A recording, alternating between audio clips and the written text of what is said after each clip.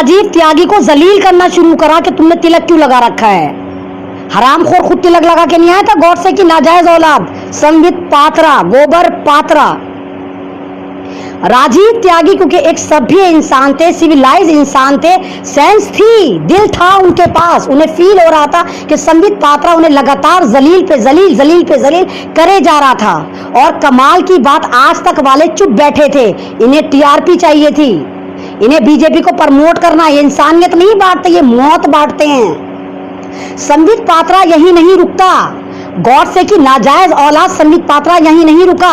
उसने देखा कि राजीव त्यागी फिर भी चुप बैठे हुए हैं, कोई जवाब नहीं दे रहा उसकी बात का, तो वो एक नया शोषा लेकर आया।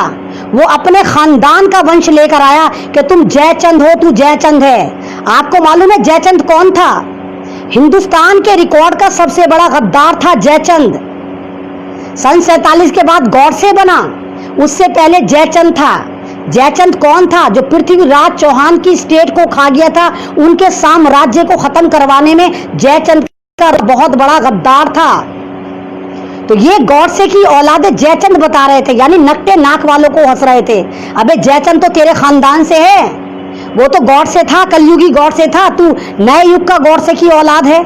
तो उनको लगातार जयचंद जयचंद जयचंद करके ट्रोल कर रहा था, टीज कर रहा था कि तू जयचंद है, राजीव त्यागी तू जयचंद है, जबकि जयचंद की नाजायज औलादी गॉडसे वाले खुद हैं। तुम हो गद्दार भारत के, तुम हो गॉडसे वाले, तुमने ब्रिटेन के साथ गद्दारी करी, तुम कहते हो हम गॉडसे वाले हैं। तुम्हारा स्लीपर सेल, आईटी सेल, तुम्हारा आरएसएस के हेड ऑफिस में गॉडसे की पूजा होती है, तुम कहते हो हम सावरकर वाले हैं।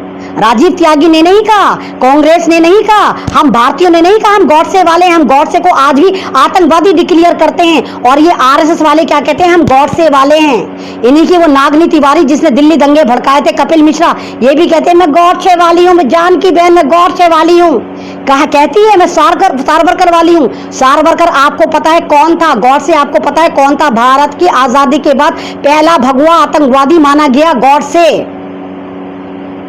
तो आपको बाइकआउट करना होगा, आपको स्ट्रीम मीडिया का बाइकआउट करना होगा, आपको केस करना होगा आज तक पर कि इस राजीव त्यागी की जान ली, कत्ल करा संबित पात्रा उर्फ गॉडसे पात्रा ने। ये नए दौर का गॉडसे है। लफंगे लुच्चे को बिठा देते हैं डिबेट में, इस लुच्चे लफंगे के सारे ट्यूट आते हैं। और सब मर गए क्या? और कोई है नहीं क्या? दूसरा बम तैयार नहीं है क्या आरएसएस के पास? या यही घर से फारिग आतंकवादी है कि ट्यूट भी यही करेगा, डिबेट में भी यही जाएगा, यही आतंक मचाएगा? तो आपको बाइकआउट करना होगा। जब आप चैनल पे जाना छोड़ देंगे, आप डिबेट में जाना छोड़ देंगे, मैं कांग्रेस से भी कहती हूँ कि मत जाएं आप डिबेट में। अरे यूट्यूब चैनल इतने बड़े बड़े, वहां पर जाकर डिबेट करें, इंसानों के साथ डिबेट करें, जाकर इन जिहादियों के साथ क्या डिबेट करते हैं आप? ये सारे जिहादी चैनल हैं, नरभक्षी चैनल हैं सारे के सारे, जो इंसानियत का कत्ल करते हैं, भारतीयों का कत्ल करते हैं, संविधान का कत्ल करते हैं। आप इन पे डिबेट में जाते हैं, तो आप कैसे सोचते हैं कि आपकी बात करेंगे? ये टीआरपी के भूखे नंगे कुत्ते हैं। गिलास यहां तोड़े जाते हैं, चिल्लम चिल्ली यहां होती, गालियां यहां दी जाती हैं। किस तरह के चैनल है ये स्ट्रीम मीडिया इस तरह का होता है? तो बंद करें, आप भी जाना, इनका हिस्सा बनना, चाहे वो कांग्रेस है हो, चाहे कोई सी भी दूसरी अदर पार्टी हो, चाहे कितनी भी रहनुमा है, मत जाके बैठे इनकी डिबेट में। कब तक कूदेंगे बरसाती मेंढक? कब तक चिल्लम चिल्ली मचाएंगे? खुद ही थक-हार के मर जाएंगे, खत्म हो जाएंगे। इनको बढ़ावा आपने दिया, आपने इनको देखा, आपने इनको लाइक करा, आपने इनको सब कुछ करा, आपकी वजह से प्रमोट हो रहे हैं सारे के सारे जिहादी आतंकवादी चैनल। तो राजीव त्यागी का कत्ल करा गया, और कातिल कौन? संबित पात्रा उर्फ गॉडसे पात्रा। ये इस दौर का गॉडसे है, ये इस दौर के राजीव त्यागी को का कातिल है। एक कातिल गॉडसे था और एक कातिल ये गॉडसे पात्रा है। तो इस पे एफआईआर होनी चाहिए, कांग्रेस को एफआईआर करनी चाहिए। वो डिबेट में ही दिल पे हाथ लगा रहे थे, लेकिन ये हरामखोर नरभक्षी जो अपना आप को झोला छाप डॉक्टर कहता, कैसा डॉक्टर था तू फिर भी नहीं रुका, फिर भी तू बकवासें करता रहा। जयचंद कर, अबे जयचंद तो तेरे खानदान से था कुत्ते, तू है जयचंद के खानदान से। वो गद्दार था, तू भी गद्दार है। संबित पात्रा तू भी गद्दार है, तेरे खानदान वाले भी गद्दार थे जो जयचंद थे। मॉडर्न भी तू गद्दार है, क्योंकि तू गॉडसे की औलाद है, नाजायज औलादों में से आता है तू। तो आप सबको इस पे एक्शन लेना चाहिए, इस पे केस करना चाहिए और पूरी कांग्रेस पार्टी को इस पे केस डालने चाहिए कि ये कमीना संबित पात्रा उर्फ गोबर पात्रा अकल से पैदल, ये कातिल है राजीव त्यागी का। इसने कत्ल कर दिया भारत के रत्न को, एक अच्छे इंसान को, एक अच्छे लीडर को, एक अच्छे स्पोकमैन को। मुझसे करा के डिबेट, अगर तू वाकई अपनी मां से पैदा हुआ है संबित पात्रा, तुझे मैं चैलेंज कर रही हूं, सिर्फ 5 मिनट दे मुझे, 5 मिनट, तुझे तेरी औकात ना याद दिला दूं तो कहना कि अमन रिजवी किस खेत की चिड़िया थी। मुझसे कर, याद रखेंगी तेरी 7 नस्ल कि हाँ तेरा किसी इंसान से पाला पड़ा था, तेरा किसी इंसानियत से पाला पड़ा था, तेरा किसी देशभक्त से पाला पड़ा था। कर अमन रिजवी से आके डिबेट 5 मिनट कर, आतंकवादी 5 मिनट कर। मैं कोई डॉक्टर नहीं हूं, मैं पढ़ी लिखी नहीं हूं, अंगूठा छाप हूं, लेकिन तुझे हरा दूंगी मुझसे बात कराकर। संबित पात्रा उर्फ गोबर पात्रा उर्फ गॉड से पात्रा, आप बात कर मुझसे, कर मुझसे डिबेट। अगर वाकई तू जायज औलाद है, 101 बाप की औलाद है ना तो, लेकिन तू नहीं करेगा। तू हमेशा इजी टारगेट करता है, तुझे जो इजी मिलते हैं ना तो तू उनको जाके टीज करता है। तू खुद आतंकवादी से, तू आतंकवादी की डिग्रियां बांटता फिरता है, तू है भगवा आतंकवादी। शक्ल देखी है अपनी, ऐसी लगती है जैसे कब्रिस्तान में बिज्जू नहीं होते, लाशें खाते हैं नरभक्षी।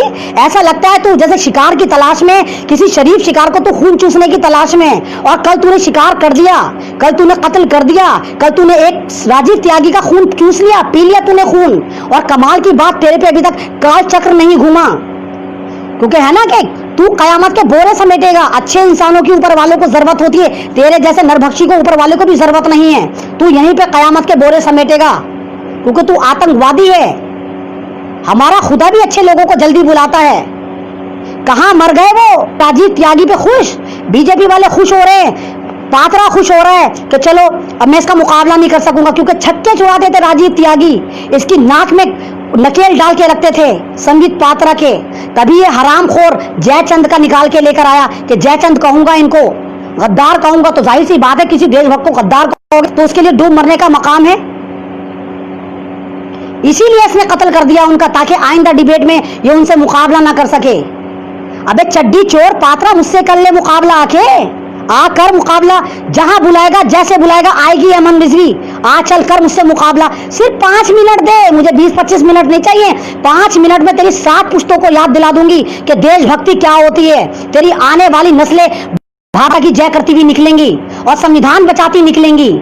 वादा है मेरा ये कि तेरी 7 नस्लें याद रखेंगी कि तेरा पाला अमन रिजवी से पड़ा था। तुमने आतंक बचा रखा है, वैसे तुम भारत में आतंक बचाते हो। आईटी सेल तुम्हारा पूरा का पूरा एक्टिव रहता है, ऊपर से तुम चैनल में बैठ के आतंक बचाते हो, ऊपर से तुम ट्विटर पे बैठ के आतंक बचाते हो। हर जगह आतंक आतंक आतंक, कहीं इंसानियत की बात करते हो? कोई बता दे बीजेपी वाला उसने आतंक इंसानियत की बात करी हो, कोई आरएसएस वाला बता दे हमने मच्छर को भी बचाया हो। सिर्फ जय श्री राम का नारा लगाते हो तुम, इंसानियत का कत्ल कर देते हो, कॉन्स्टिट्यूशन का कत्ल कर देते हो। कब तक चलेगा ये ड्रामा, कब तक? कौन है जो आपसे सवाल करेगा? कौन? आप सवाल करें, क्यों नहीं करते आप सवाल? क्यों आप सब चुप बैठे हैं? ठोके इस पे एफआईआर संबित पात्रा उर्फ गॉड से पात्रा के ऊपर। ये कातिल है, इस दौर का गॉड से है ये। आज राजीव त्यागी का कत्ल करा है, पता नहीं कितने राजीव त्यागी को ये मारेगा। और केस करें इस पे, एफआईआर करें इस पर, क्योंकि ये इंसान की श्रेणी में भी नहीं आता। ये नरभक्षी पात्रा है, ये इसे खून पीने की आदत हो गई है। कैसा है कमबख्त का, जमीर ही नहीं है इसका। तुझे नींद कैसे आ जाती है गोबर पाता, तो सो कैसे जाता है नरभक्षी? कैसे सोता है? कौन सा सस्ता नशा लगाता है जो तुझे नींद आ जाती है? कहीं तू भी तो टायर ट्यूब वाला नशा नहीं करता कि अंटा खफी होकर सो जाता? टायर ट्यूब वाला नशा जो फेम हो रहा है, जो सारे रक्षा झल्ली वाले करते हैं, कूड़ा बीनने वाले करते हैं, कहीं वो घटिया नशा तो तू नहीं करता तो तुझे नींद आ जाती है और तू अंटा खफी होकर सो जाता है? क्योंकि जिसके बुरे कर्म होते हैं उसको नींद नहीं आती। तू सोता कैसे है कमीने? आ जाएगा आईटी सेल का स्लीपर बम बन के बैठ जाएगा मीडिया पर। कोई और नहीं है क्या बीजेपी में? सिर्फ ये बम ही है क्या? दूसरा बम निकाल लो, ये फुसी बम साबित हो रहा है, कातिल बम। कोई दूसरा बम निकाल लो। राजीव त्यागी जो कांग्रेस के स्पोकमैन थे, उनका कत्ल कर दिया गया, हम उसको कत्ल ही बोलेंगे। उनका कत्ल करने में आज तक का पूरा योगदान था और उनका कत्ल फिर एक बार फिर आप कहिए कि महात्मा गांधी को गॉडसे ने कत्ल कर दिया। सेम पार्ट 2 रिपीट हुआ। राजीव त्यागी को गॉडसे पात्रा ने कत्ल कर दिया। ये आज के दौर का गॉडसे है जिसका नाम है संबित पात्रा। ये इंसान नहीं है, ये आतंकवादी जिहादी बॉम्ब है जिसको बाकायदा इम्प्लांट करा जाता है डिबेट में, ताकि ये लोगों को मारे, लोगों को कत्ल करे, उनकी भावनाओं को ठेस पहुंचाए, उनके मजहब को टारगेट करे। ये एक तरह का जिहादी बम है जो आरएसएस का आईटी सेल का स्लीपर बम है। ये हमेशा बीजेपी इसको भेज देती है, जा बम, जा फट जा इसको कत्ल कर दे, जा उसको कत्ल कर दे। लेकिन समझ में मेरे एक बात नहीं आती कि क्यों कांग्रेस भेजती है आईटी सेल के ऑफिसों में, आईटी सेल की रखेल मीडिया पे अपने स्पोक्समैन को या अपने लोगों को क्यों भेजती है डिबेट में, जब जहां पर गौर से पात्रा जैसे लोग बैठे हुए होते हैं। तो आप डिबेट में जाना बंद कर दें, आप स्ट्रीम टीवी की डिबेट में जाना बंद कर दें, आप बॉयकॉट कर दें, तो ये चैनल खुद ही बंद हो जाएंगे, भौंक भाग के खुद ही बंद हो जाएंगे। ये 4 भगवादारी चैनल हैं, 16 एंकर हैं, आप इनकी डिबेट में मत जाएं, क्योंकि ये सारे के सारे स्लीपर बम हैं। राजीव त्यागी जो बहुत ही सेकुलर माइंड थे, निहायत काबिल थे, भारत के लिए अनमोल रतन थे, जिनको हमने खो के बहुत बड़ा नुकसान करा है, वो इस वक्त भारत की आवाज बने हुए थे। वो गवर्नमेंट की गलत नीतियों पे सवाल कर रहे थे, जिसको गौर से पात्रा ने मार दिया, कत्ल कर दिया।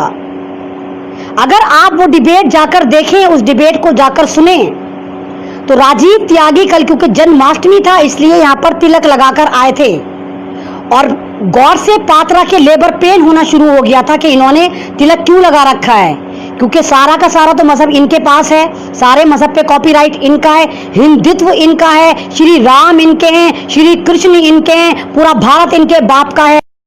दूसरा नॉन मुस्लिम अगर तिलक लगाता है, दूसरी पार्टी से होता है, तो इनके लेबर पेन आने शुरू हो जाते हैं, जैसा कल गौर से पात्रा को उठना शुरू हुआ। अगर आपने अभी तक हमारा चैनल सब्सक्राइब नहीं किया है तो सब्सक्राइब करें और घंटी का बटन बिल्कुल भी दबाना ना भूलें, ताकि सभी लेटेस्ट खबरें पहुंच सकें आप पे सबसे पहले।